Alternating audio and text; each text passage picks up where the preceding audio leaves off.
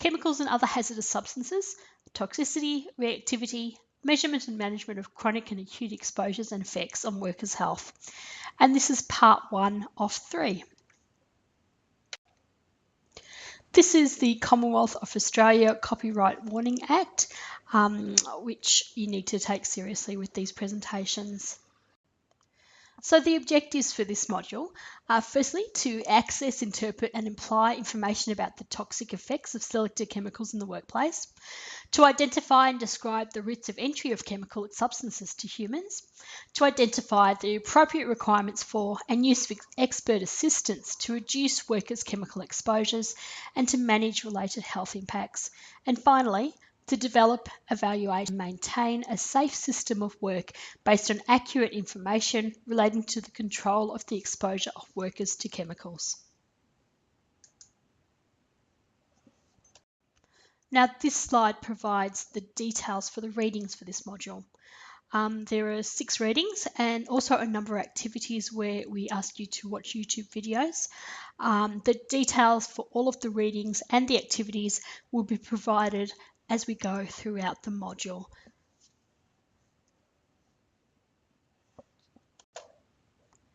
Now, hazards can be divided into acute or obvious hazards and chronic or hidden hazards. Acute hazards are easily found and can be dealt with readily. So an example might be slippery stairs or unguarded machinery. Chronic hazards are not so apparent and may take a long time to have an effect. So an example of a chronic hazard might be exposure to sunlight in outdoor workers who as a result are particularly susceptible to skin cancer. Chronic hazards are not dealt with easily and once they are identified often require specialist advice to solve. Every workplace and work type will have its own hazard types. When we're practicing in OHS, knowledge of the types of outcomes of both individual and categories of chemicals should underpin our risk assessment, design of the working environment, and protection of workers. The study of the health outcomes of chemicals is known as toxicology, and the scope of toxicology is very large. In this module, we look at the more common effects and outcomes of chemicals in work environments. Chemical hazards have been described as follows. Chemicals give rise to the greatest number of hazards to workplace health. The category chemicals includes many naturally occurring substances such as minerals and cotton, as well as both simple and complex manufactured chemical products. In this model, we will look at a broad range of chemical substances, including asphyxiants, metals, irritants, sensitizers, and carcinogens. It is important that these intrinsic hazards are linked to occupations and specific environments. Chemical hazards and the investigation of their interaction with and their effects on humans is the study of toxicology. A number of occupational exposures to chemicals have been linked to diseases. Carbon disulfide and heart diseases, vinyl chloride monomer and cancer of the liver and brain, benzodine and bladder cancer, isocyanates and asthma, chromium in cement and skin disease, welding fumes and respiratory disease, silica dust and silicosis in stonemasons. Now, unfortunately, not all incidences are accidents. The long-term outcomes of exposure to chemicals can be extensive and costly in lives and to the community or organisation involved. A well-publicised case is the incidence of lung cancer and mesothelioma in asbestos miners in Whitnoom, Western Australia. Now, we've already looked at Whitnoom in earlier modules. This is just to extend some of that. The Whitnoom mine operated in the 1950s and early 1960s. Exposure wasn't limited to miners, but extended to their families and to the town itself, which was some 16 kilometres from the mine. The Whitnoom mine was a particularly dirty operation. Miners breathed in vast quantities of blue asbestos or chrysolite during work without any personal protection equipment or regard to dust extraction. Domestic airlines used the Whitnoom mine as a navigation aid. The asbestos dust hung in a blue cloud over the mine for several hundred feet. Blue asbestos fibres are very small, enter the lungs easily, and avoid the mucous mechanism in the lungs. Miners developed the cancers many years later and began compensation action through the courts in the late 1980s. Many of the miners did not survive to the end of their court cases. According to Hills, of the 6,502 men and 410 women who worked at the mine, approximately 2,000 have or will contract asbestos-linked cancers or diseases. This case involves not only workers but also their families.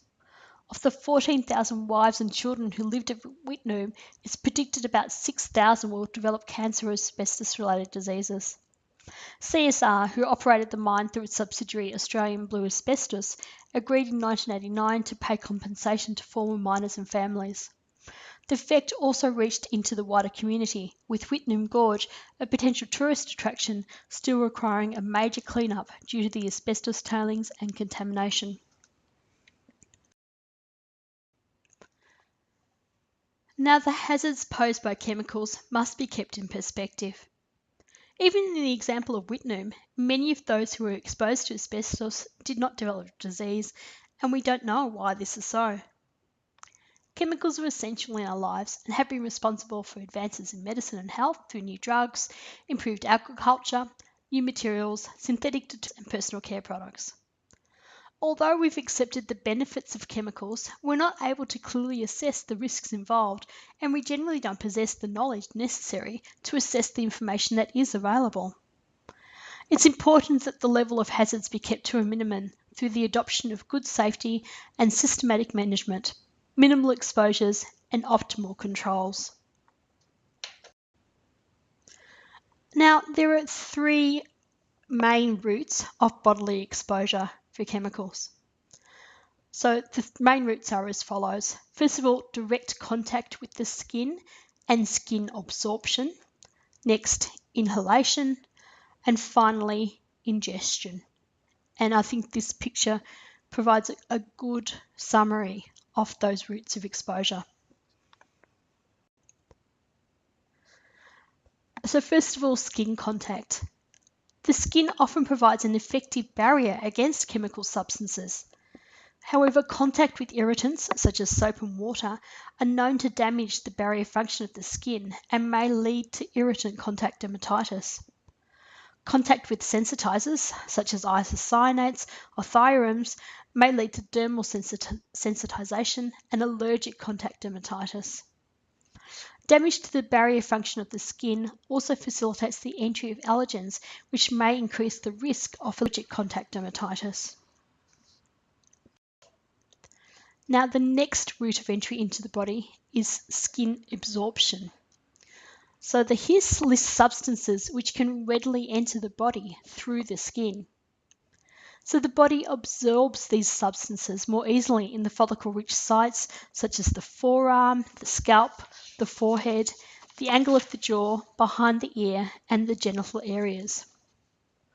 Solvents are more easily absorbed into the body through the skin because they are capable of dissolving the fatty portion of the skin, the protective layers, and thereby gaining access to the circulation system and target organs. Now finally, where there are cuts or abrasions, the protective capability of the skin is lost and direct access is provided to the circulation system. For this reason, great care must be taken to avoid skin contact with chemical substances, particularly if cuts or abrasions are present. A risk control process should be used and safer chemical substances should be chosen. Work practices, in combination with personal protective equipment that is suitable for the substance, should be adopted.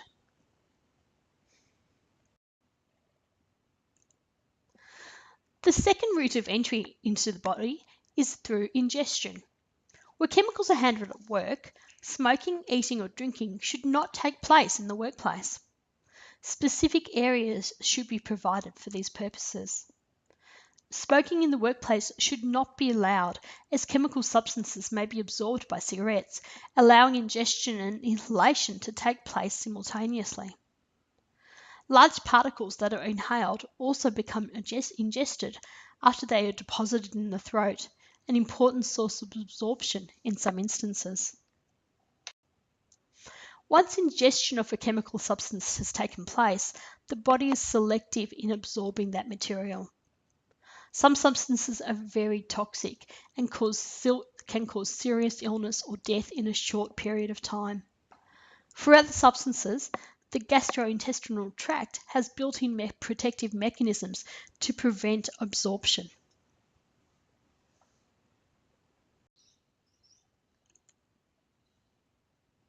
The stomach has a pH of 1, which inactivates many chemicals.